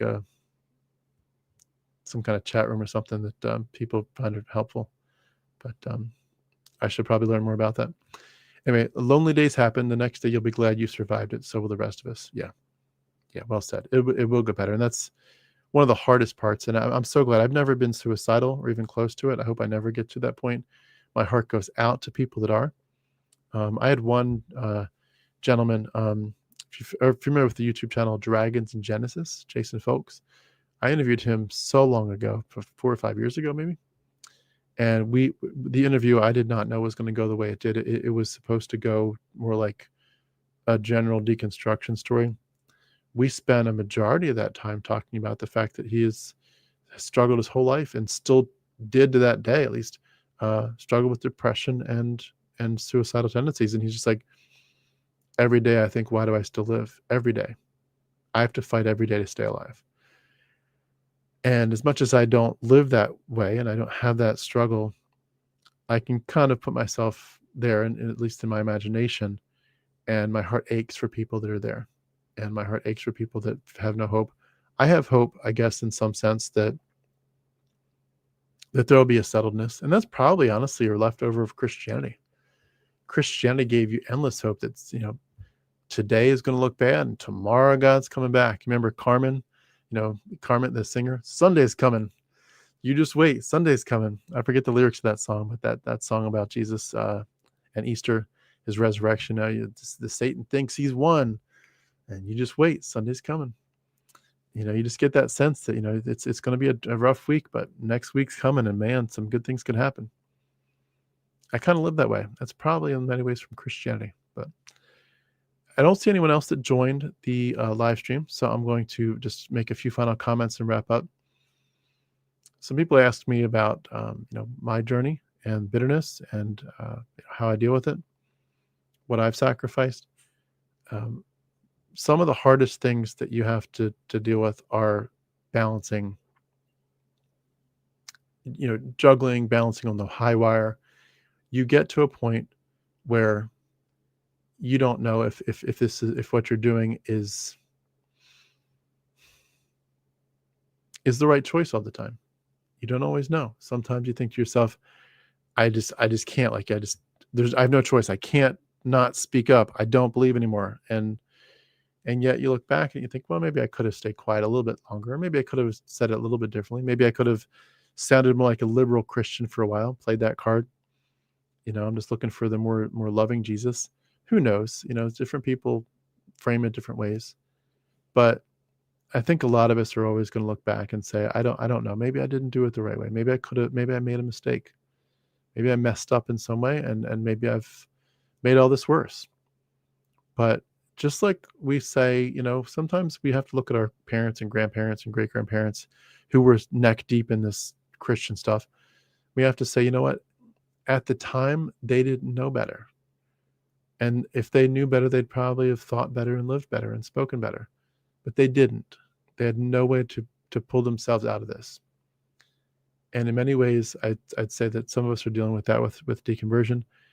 We try our best with where we're at, and where we're at is an incredibly painful situation. But sometimes you have to learn to forgive yourself and say, at the time I thought I was doing the right thing. I was just trying to be honest with the facts, honest with the reality of academic reality, the philosophical reality. But could I have done this better or smoother? Sure. There's no doubt about it. All of us could have found some way to make it better. But I like to console myself in a sense. Maybe console is not the right word, but I like to think about the fact that, Christians talk all the time about grace, about kindness, about loving kindness, about being patient. And, we deserved better. I mean, maybe some of you can have some good stories of, the Christians in your life are pretty darn cool. That's great. I'm very happy that there are some good stories out there. But for a lot of us, we would say, you know what? I deserve better and I didn't get it. And it stinks. And could we have done better the way we did it? Of course. But they also, I think, by and large, could have said something a little bit better. Like, you know what? Just like I said, I should have said to Susan, my friend Susan, I don't have the same journey, and I don't think I'm even remotely close to anywhere near your conclusions, or even how you got to your conclusions that atheism is more accurate of a worldview. But I care. I give a damn. I want to give a listening ear. And I want you to know that I'm not going to walk away from you just because we diverged in our belief system. I let my friend Susan down. I mean, I really let her down in that sense. And she didn't take it personally, thankfully. But as I prepared for that interview, and I'll tell you what, that interview, I'm going to put it up here because you guys, some of you are probably like, I don't know which one that is. I'm going to put it up in case anybody wants to watch it. But that interview, and it's rough because it was a long time ago. I didn't have as much technology and know-how and so forth. But so just pardon the roughness of it technologically wise. But watch this later if you want to. But this is my friend Susan that I knew from the earliest days of my life. And I tell you, I just preparing for that interview. I prepared for it for weeks. I cried over and over and over and over. Number one, because of what she had gone through in her whole life. Number two, because of how I had let her down by not caring about her. And number three, just because it was like this epic thing of these cycles of life. And I'm not going back to like my time in Bible college. I'm going back to kindergarten in my memories to prepare for this. I'm going back to the early days. Like this is like way, way, way. This is almost your whole entire life. So I'm recollecting it backwards in that sense for myself. And I cried over and over and over to prepare for that. And I cried over and over and over as I edited that video. I highly recommend it. It will break your heart. I need to bring her back on at some point. So anyway, having said that, let me read a few quick comments. And we have Noelle in the studio. So we'll bring her on in 1 second. Sunday's on the way. Present day party Christians debase themselves by bowing, voting, and praying to an atheistic Jewish swindle. Let me read that again. I'm not sure if I understand. Present day party Christians debase themselves by bowing, voting, and praying to an atheistic Jewish swindle. My apologies. I must have skipped class today, but I don't understand what you're referring to. Sorry. Well, my biggest sacrifice was probably my desire for something like a perfectly loving God and purpose in life. Yeah, that comes down. You boiled it down to the most basics. I want a loving God and I want a purpose. Yeah, maybe just adding in, I want to escape hell and I want to go to heaven and see my loved ones. But yeah, that's the big deal. Sacrifice the basic claims of Christianity. I didn't really sacrifice family, friends, or community. That's awesome. Some people, it doesn't splinter out, necessarily the same traumatic way. So I'm so glad that it didn't get you there. I sacrificed nothing. There was never there to escape. That's awesome. That's awesome. Thank your gods, I'm a heathen. Yeah. Like Ricky Gervais, thank God I'm an atheist. Boom. Heathen as an S, true. All right, see here. I'm going to bring Noelle in, and then we're going to call it a night. So Noelle will be our final. We saved the best for last. No offense to everybody else. We saved the best for last. I'm going to bring in Noelle in 10 seconds, and then she will have the final word, so to speak, for our night, and then we'll call it a night. But I just want to mention too, for anyone that can't stay till the very end, I'm doing a lot more of these. Please keep an eye on. Please subscribe. Click on that alert. I'm going to be doing a lot more of these. So if you click subscribe and hit the bell, it will pop up on your phone or something to say, hey, Tim's going live in 30 minutes. Please do if you can. If nothing else, that will help me for the algorithm. I really, really appreciate it. I'm trying to grow this channel, trying to be diligent. And I think this community can really grow if I do my part and with some help from you. So here we come with Noelle. Noelle, thanks for joining us tonight. How you doing? I'm doing good. Can you hear me okay? I can, yeah. It's amazing. I'm so glad to have a chance to chat with you 2 nights in a row. This is great. We're privileged and honored. And did you want to talk about the topic of the night or something else, or what's on your heart tonight? I have so many things I always want to talk about, but tonight, so I have 4 kids and they're here with me, and I've divorced from their dad, and he's a devout Christian and I'm an atheist. And so tonight I let them stay up late because they don't have to go to church tomorrow. Praise the Lord. But on their dad's watch, they would have been in bed probably 30 minutes ago because they knew they had to go to that. So that's definitely something I've been thinking a little bit about, because when I was a kid, my entire life, like up until college, and then even in college, my Bible college required me to, you get a Saturday and then Sunday you have to be up, and at the crack of dawn, and you have to look good. You have to find a ride when you're in college. You have to show up. And I've been thinking a little bit about next weekend when our kids, it's Easter Sunday. And I'm like, oh, should I give my ex-husband Easter, Good Friday, like all that time, even though it's technically mine? And, so I'm struggling, going, wait a minute, like, I know that's important to him. I know it was important to my parents. I know it was important to me for a time, when I was a college student, or like, a devout Christian who was raising little kids, wanting to put little clip-on ties on our sons and shoes that they didn't want to wear. But all of that to say, it's just, I put them to bed. They want to play Yahtzee in a little bit, and I told them I will be available around 10 p.m. So I guess, I don't know, I was thinking a lot about the discussions tonight, and the concept of what are we willing to give up in order to prove like what we love, like what we're devoted to. Now I was thinking a lot about, it's kind of off the beaten path. I would say it might be worth another conversation another time. But like, I was thinking about how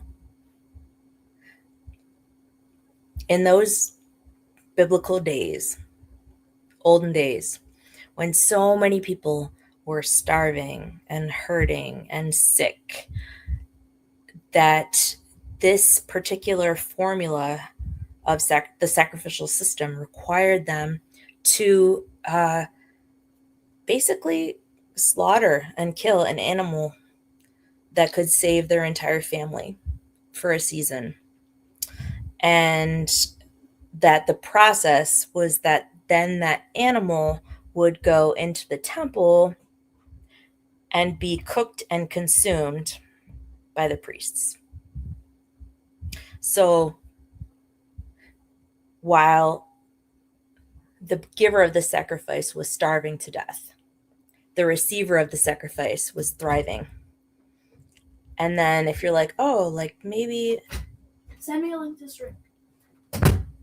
all right, sorry, a kid. I don't know what he said. Through email. Through email. Okay. He wants me to email him something. Anyways, all that to say,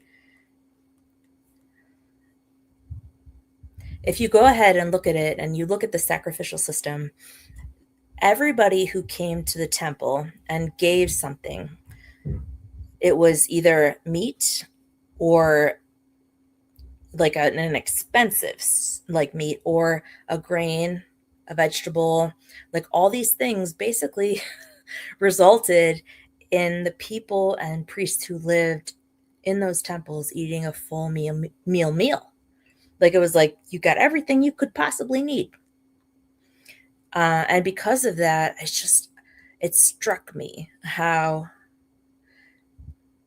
often we as Christians are required to sacrifice so much of ourselves, maybe everything, in order to benefit financially for the leaders who are in charge of us, you know? And as a pastor's daughter, I saw that for sure.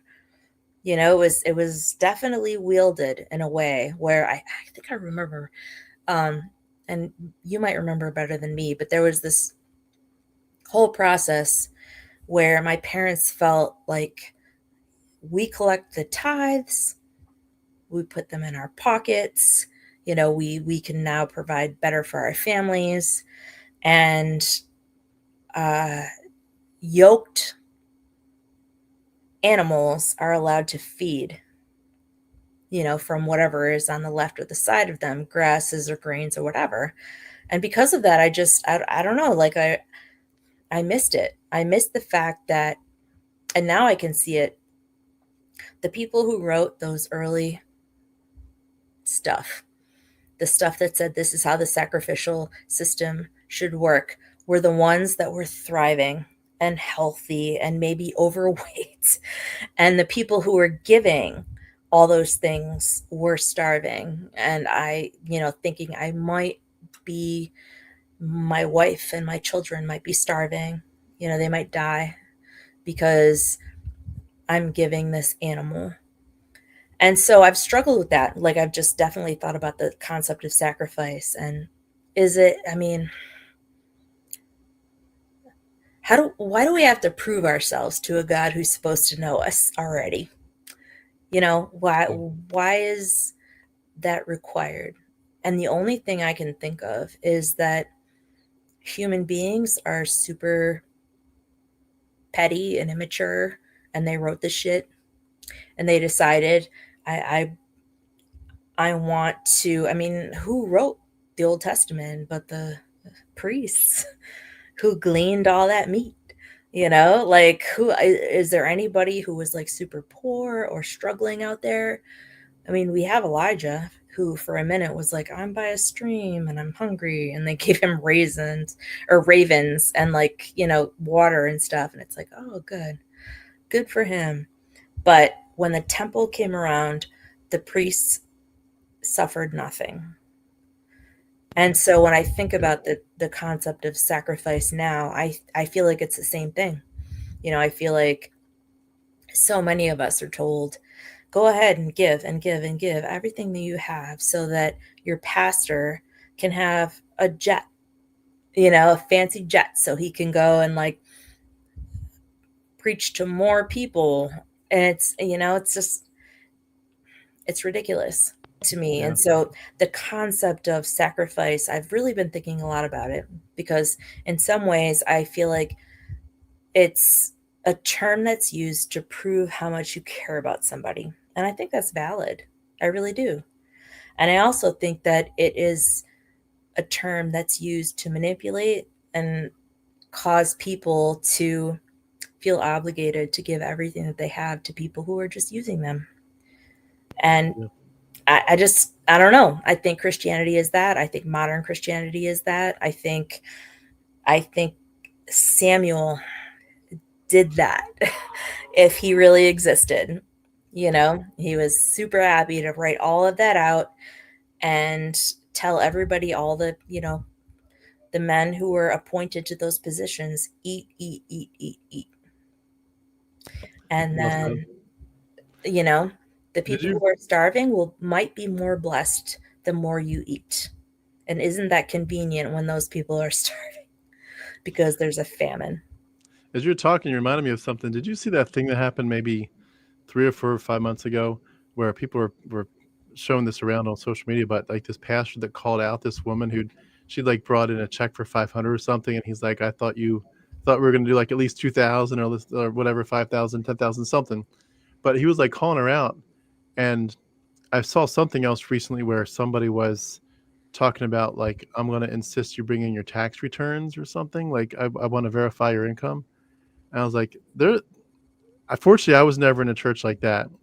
And I think I would argue my pastor probably did a pretty good job of living on pennies and peanuts.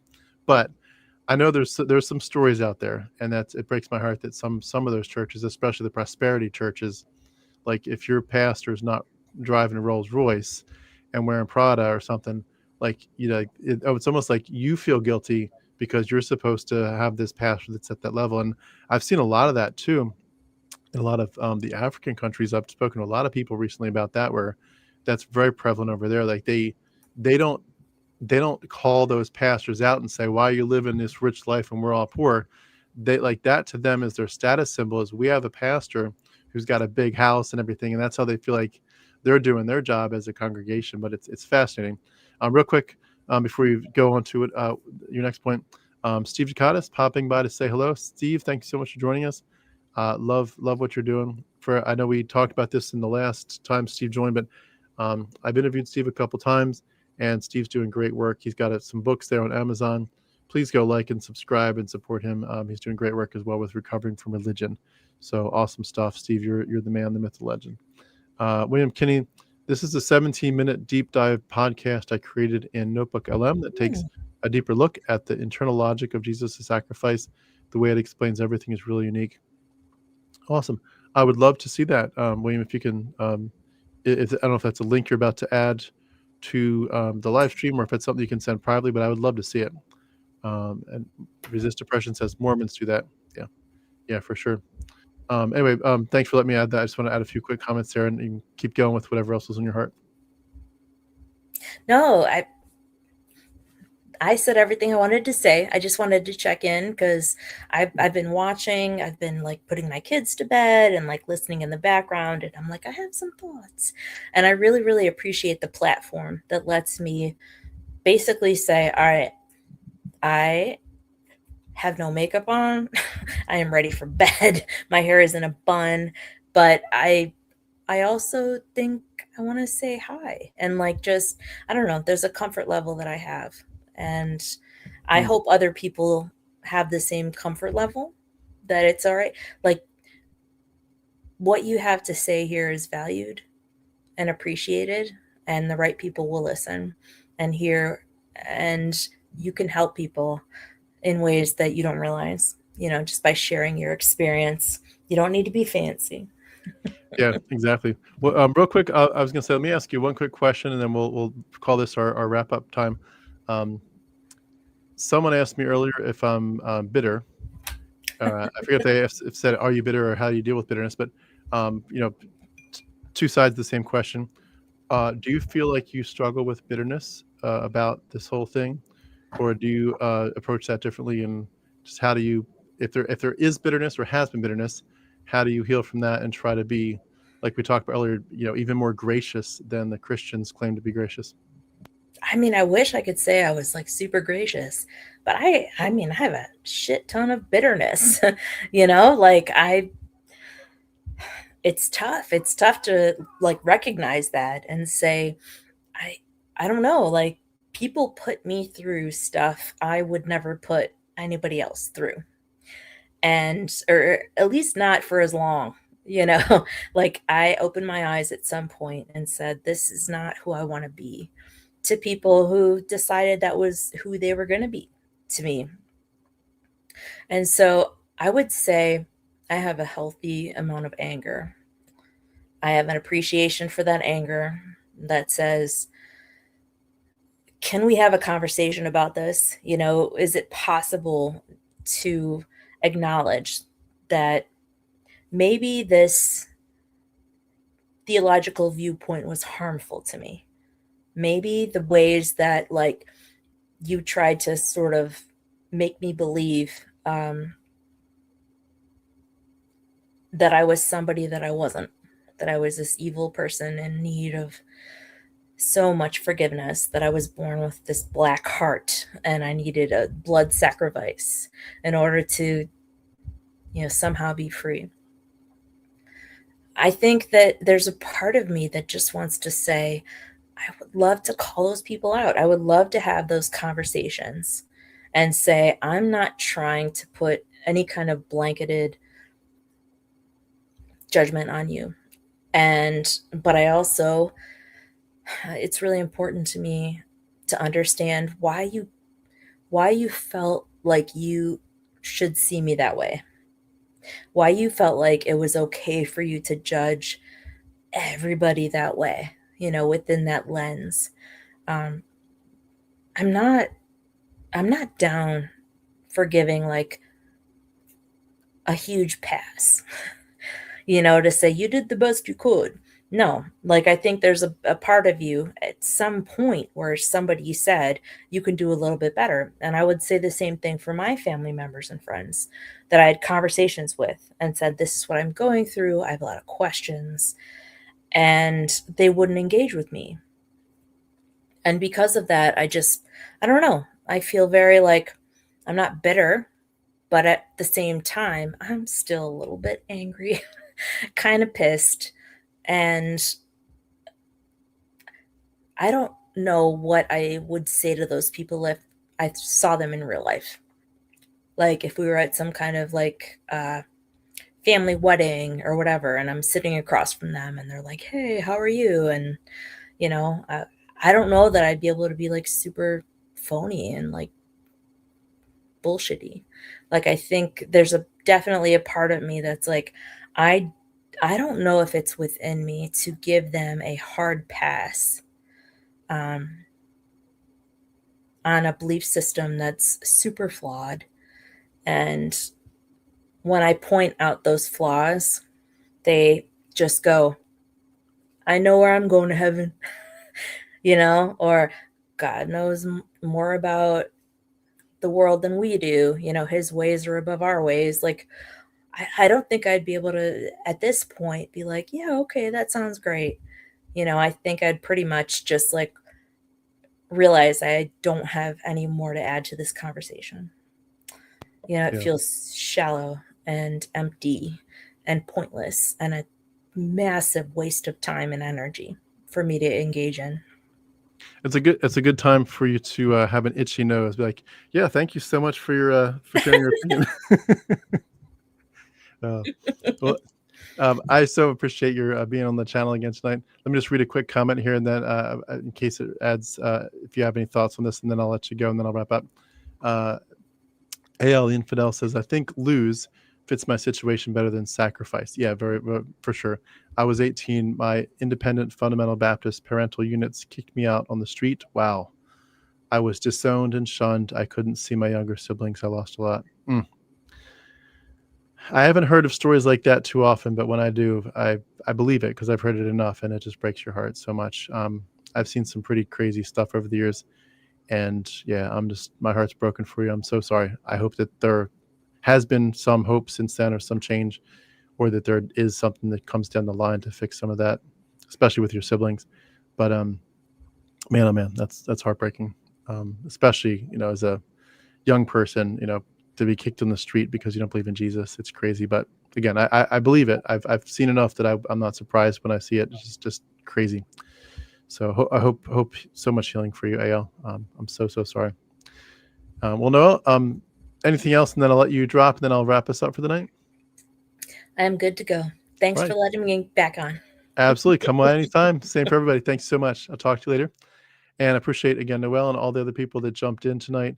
Really appreciate you all. And you're my life, you're my community, you're my family. I do want to just say one more thing that's been kind of running through my mind a lot as we've been talking. And, what did you have to sacrifice? I want to remind you that the biggest sacrifice that they're asking you to make and that you cannot make is to sacrifice yourself. Don't ever sacrifice yourself. I'm not saying you can't sometimes put yourself on the back burner, and we sacrifice a lot for our kids, and we should. We should sacrifice everything we can for our kids, for their well-being, for their future, for their healthiness. But the core of you, the core of who you are, they begged you to and they sacrificed the core of you. They did it for you for so long. They sacrificed you, and then they begged you to sacrifice yourself. And I just want to invite you so much to say, no more. Whatever you have to sacrifice in this life, don't sacrifice the core of who you are. There is a real you deep down inside that has been manipulated and stolen in a sense, and been pushed around and told to just let God take over you. You need to die to yourself. You don't need to die to yourself. You need to live to yourself, and perhaps arguably come alive again. Maybe you've been kind of dead to yourself for a long time because of Christianity. Come alive, resurrect yourself. There is a resurrection. Resurrect yourself out of Christianity and reclaim yourself, and stop letting them sacrifice you on their altar. And fight for your kids. Your kids, don't let Christianity sacrifice your kids. It's absolutely a fight worth making, and they will someday, I'm sure, look back and say, I don't know what all you went through to protect me, but man, oh man, I see the other Christians. I see them singing these crazy, stupid songs to a pretend God. I see them absolutely in love with blood magic and scapegoating and all these horrific things. And this is just like such bullshit. And I see them doing things in our government, our politics, and they're going to say, I'm sure someday, I'm so glad that I escaped that stuff. And you, parents, you helped me. Doesn't mean you have to be an atheist. Doesn't mean you have to say you just hate Christianity. Just live a rational life and talk about things in a rational way. And just ask good questions. Does it make sense this? Does it make sense that? Does that add up? What's more likely? You can have a very, very benign tone about Christianity if you choose to, but still you're helping them to think through things. You're helping them to develop a healthy skepticism. Do it in whatever vibe you need to. Be careful however you need to, but don't let them sacrifice your kids, because they will, and they want to. They firmly believe that your kids must die to themselves and be resurrected to Christ. Again, mythology upon mythology upon mythology. Anyway, we've gone through a lot tonight. This has been great, almost 2 hours. Truth Seeker will let you be the last comment. Hey, Tim, hello. Thank you so much for joining us tonight. I really appreciate you being here. And I'm sorry you joined at the very end, but you're welcome to watch the replay. It should be on YouTube here in a second, or already, but it'll be on YouTube in high definition shortly. Thank you all so much for being a part of my life. And I'll be on again, probably, fingers crossed. There's the animism again. Fingers crossed. I'll be on again tomorrow night. And then I'll be on several times this week during the day and again at night. I'm trying my best to show up every day, most days during the day, and also again at night. And it won't be every single day that I'm, completely, fully hit that goal. But there are going to be some times when you're going to actually see me like 4 to 5 times a day available. So you're like, bam, he's interviewing someone live stream from 10 to 12. He was on earlier from 8 to 9. He's on again from 2 to 3. He's on again from 5 to 6. He's on again from 8 to 10. There's going to be some days. I'm aiming for 4 to 5 times eventually, but at least 3 to 4 times a day. It's going to be a ramp up, but I'm getting there. I'm going to get there as fast as I can. And I can use every bit of help from you, every support. Show up to the live streams. Support me financially if you can. Tell other people about it. And if you can, come on. Come up on camera. We'd love to hear your story a little bit. And if you have any desire to do an interview, please let me know. My handle on Facebook is Harmonic Tim. Add me as a friend. Reach out to me. If you've already done so, just bring it back to the top of the email. Say, hey, Tim, we talked about it, but we didn't schedule it yet. I'm ready. Remind me. I will get back to you as soon as I can, usually within a day or two, and we'll get you on the calendar. We'll do a live stream, and your story is bam. It can be out there in the next week or two if you want it to be. Thank you so much. I love you all. Have a great evening. See you tomorrow.